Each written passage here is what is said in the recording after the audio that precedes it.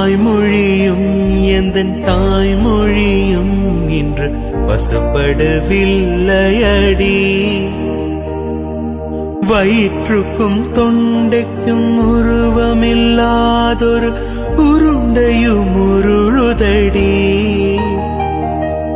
காத்திருந்தால் இது பார்த்திருந்தால் ஒரு நிமிஷமும் வருஷமடி.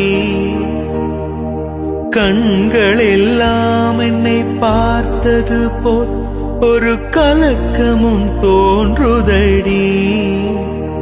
இது சொர்க்கமா நரகமா சொல்லடி உள்ளபடி. நான் வாழ்வது